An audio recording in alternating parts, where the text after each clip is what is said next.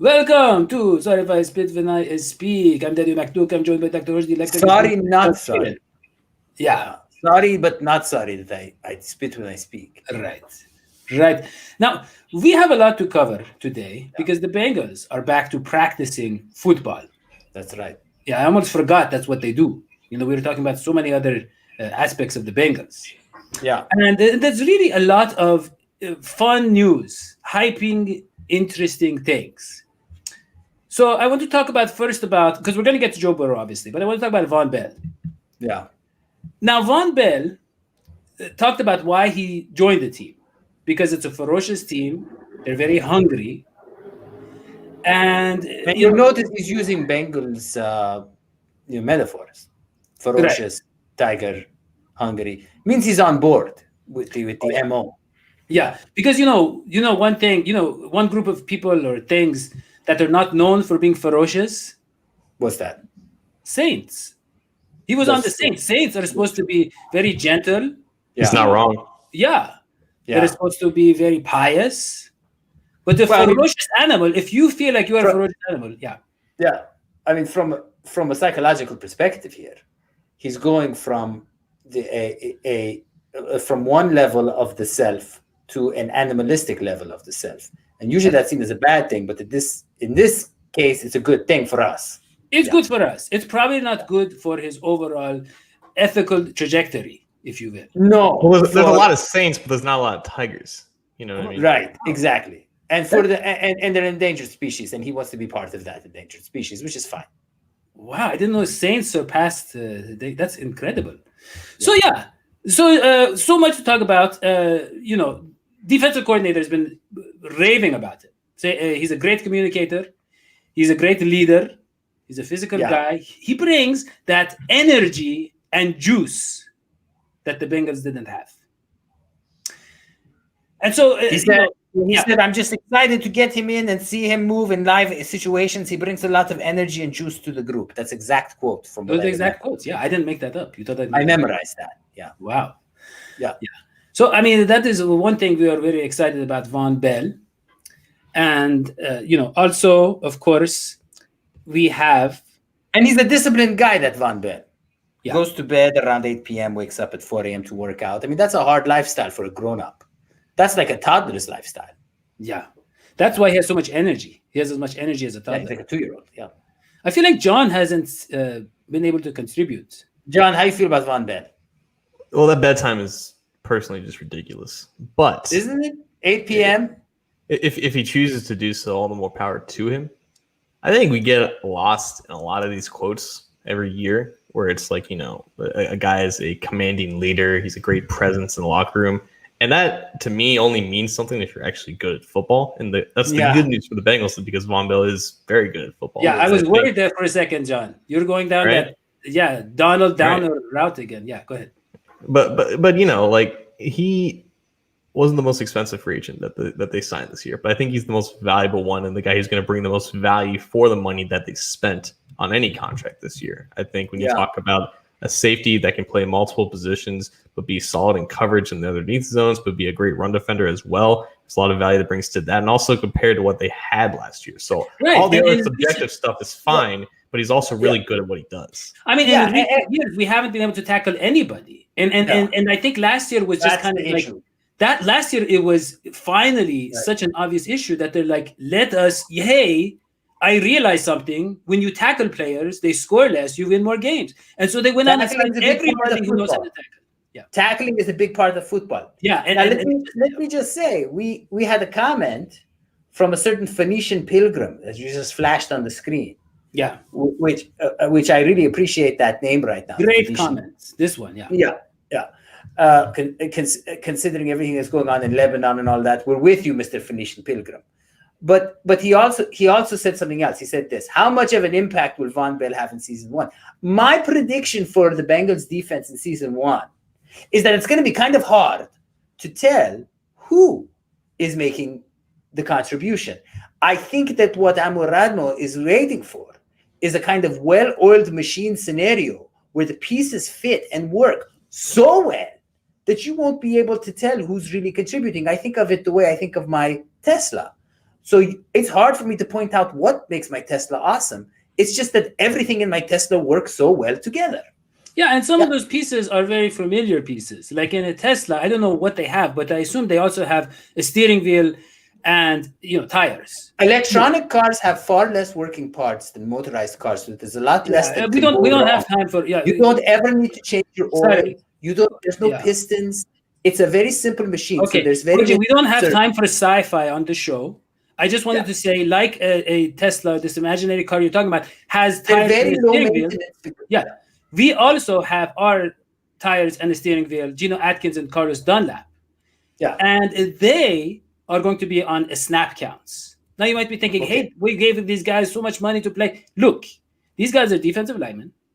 We have seen them because of the heavy duties they've tolerated in the years past. Yeah, they haven't. Well, Dunlap had a great year last year. But it was pretty good. But maybe his best year ever. But Atkins, but now having them on a snap count, we could see maybe Gino making bigger plays in critical times, more like what we're. Some of our fans that you might not know what the snap count is. You want to explain it to them, or should John? You go like and the one, and the two, and the 1, 2, 3, like that. Or like when you start a rock and roll song. You snap count them in. John, am I right? I want to go back to what Hoji said because I think he just referred to every player on the Bengals defense as a system player, which has a very negative connotation. I'm not sure I appreciate it that much. No. As a what player? As a system player. Like you said, the system is going to work so well, just like an imaginary electric car, that you're not going to be able to tell who makes the contributions. Yeah. And why is that bad? Because we have stars on our team. No, I was just going to say that it seemed to me that you're going to see a lot of equal level performance. That's going to be more spread out. I think that the reason why certain people stuck out in the Bengals defense so much in the past, and we had a great defense, and the defense worked so well, of course, but was that there were some gaps there, and we were happy to see those gaps not filled. I see the gaps as being filled. I think the whole is going to be better than the sum of its parts. To that point, the last 2 years, I think the leaders in terms of tackles on the Bengals defense have been safeties. Specifically, Sean Williams, Jesse Bates have been like leaders in tackles, but they've also been leaders in missed tackles as well. That's not normal or indicative of a defense that is very effective at stopping any type of either short passes or runs in general. Like we've heard a lot of discourse about just tackling in general with this defense. That's how low of a standard that has been established with this defense. But it's going to change. It's going to change. It's going to change because of DJ Reader. It's going to change because of the linebackers that we talked about. They're flying around there. And it's going to, believe it or not, John, people are going to be astonished at the rise of a guy who's going to have to step up because of, Josh Tupou opted out. And we have an injury to Glasgow, which we had to cut him. He failed his physical. So now all eyes are on Renell Wren. Yeah, who big star already is used to the big spotlight because he was on our show. Some are saying that Renell Wren is the Bengals player of the future. Some are saying that. I don't know who's saying that. He is the Bengals player of the future. I mean, Gino Atkins. To Hoji's point, we might be looking in a year at Gino Atkins and Dunlap as role players to Renell Wren, the centerpiece of the defense. Who knows? Because he was on our show and those guys were not. You never know. But I want to move on, if it's okay, from the defense to offense. Joe Burrow. And the excitement around him, it's just as nonstop. First of all, we had those glamour shots of Joe Burrow, in the photos, and he's doing the Elvis poses, and he had the nice hair, and the sun was like shining up. It was beautiful. Hair is overrated, Daddy-o. It's a fact now. Hair is overrated. No, it's a sign of health. It's a sign of success. Hair is very important. Overrated. You're talking about hair on your head, not on your head, on your chin or anything. I mean, I think Giovanni Bernard has proven the masculinity of facial hair to all of us. It's funny because you remember Travion was on our show and he was talking about the mustache and how important it is, and then Gio goes looked even better in pictures. Yeah. So look, good hair is like a good friend. It'll go a long way with you. Yeah. So I'm going to talk about a lot of doors. Yeah, I want to talk about Joe Burrow. And first, let's talk about the offensive coordinator said. He already said that Joe Burrow has a great feel for what we're trying to do. I mean, this guy's a rookie. This guy's a rookie. He's picking up the offense right away. But is he a rookie? I mean, one of the things that Callahan said was, which really stuck out to me, is that Burrow doesn't look like a rookie. isn't that the greatest compliment you can give a rookie? He says he said this in his press conference. He said that Burrow doesn't look at all like a rookie. What does that mean, Joe, Burrow, John, Daddy-O, everybody? If you remember, in 2011, when Andy Dalton was the rookie starting quarterback for the Bengals, he had the worst haircut of his professional career. I think when you now compare to Joe Burrow's haircut, he has the haircut of a veteran. I think that's more the dichotomy that we're witnessing here. The haircut. Yeah. Also, he's pretty knowledgeable of the playbook. Yeah, I think it's the second thing, John. Honestly, I think it's more the second thing. Let me read you some quotes here. They're amazing. So Uzama talked about how he knows his stuff. He's making checks at the line. Yeah. He looks like a veteran. He has that poise, that moxie. He said the moxie he has is nice, right? Yeah, he said he has a certain confidence in himself. He has a certain confidence. Yeah. And, and he also said, he was looking at them like, he's like, wow, this is the third day and you're already checking out of this place. Amazing. Yeah. Alex, and he said, I like what he brings to the table. And John, he doesn't mean like, I like when he comes and brings food to the table. It's a metaphor for what he brings to the team. What you provide, and Alex Erickson said about Joe Burrow, he can definitely spin it. He said arm talent, forget about it. Not going to be an issue. So people that say, "Oh, his arm is not the best," he says, and and we don't talk about this enough. Everybody talks about Joe Burrow's arm strength or lack thereof, but you talked about it. You talked about it a lot, yeah. Yeah, I think it's going to be. I think it's the question mark. Let's be honest. It's the. Oh, I hate to use animal metaphors. It's the elephant in the room. But I think that one thing that's been established in practice is his arm looks pretty good. From the throws that I saw, they looked like they were pretty hard hitting. No, are we going to do this? No, are we going to judge? Are we going to judge throws against air? It's not just air. Yes. I mean, they're moving at half a speed. Maybe so. They're not. Yeah, they're not really. They're moving at half a speed. So did he look good or not, John? Against air. I personally am not desperate enough to generate content off of that. I know a lot of people are, and that's why we saw some. We saw like the first video of capturing Burrow throwing to Green. Like, oh, his throws don't really have a lot of zip on it. He's not really getting to it in time. Like, guys, it's like the fourth day of their OTAs of this year. Yeah, there's still some rust, but it's powerful. It's not even that. I don't think Burrow ever put any zip on his slant throws. Like there was never a lot of velocity on any of his throws on any part of the field. But if you're talking about timing and getting to his spots, I think that's something that just kind of evolves as the offseason program goes on. This is the first time that they're officially doing anything like that. It's not even about timing right now. And if we're going to analyze throws against air coverages, I'm not here for it. No, I'm not here for that either, John. Do slant throws generally not need a lot of zip? Is that what you're implying? Against coverage, they do. If the defense has maintained some tight, sticky man coverage against it, yeah.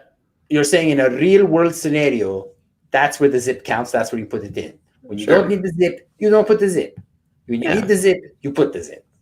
Otherwise, they're going to get pick six in the Super Bowl like Peyton Manning. Well, and that's the thing. I mean, Manning is really the standard for what Joe Burrow reminds us a lot of. But it's all about that timing and understanding. That comes later on when you're playing against actual defenses. The throwing velocity right now does not matter at all. No. And in general, Homo sapiens compared to the other primates has a very good throwing arm. I don't know if you guys know this, but human beings have shorter arms and bigger torsos, and they can throw farther than apes and orangutans and animals like that. So I'm sure Joe's going to be fine. Yeah, if he would belong to a different subcategory of the primates, we'd have an issue, but he's going to do great. Right. So, they talk about the swagger, and he sets the tempo and all the signs, and everybody's very, because at this point, really, they're not hitting, they're not in pads. That's going to be August 17. But so far, it's more just about his knowledge of the offense and kind of recognizing things, and he gets an A+ so far.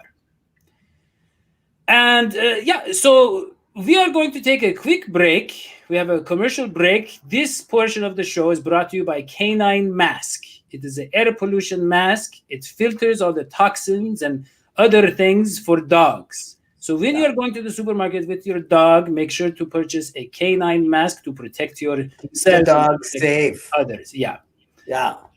And yeah. Don't let anybody see your dog without a mask and say, who let the dog out? Right. So that is, we're going to take a quick break. We'll be right back. Don't forget to subscribe. And smash. Smooch that like button and turn on your notifications. And we will see you next time. Sweetie pies.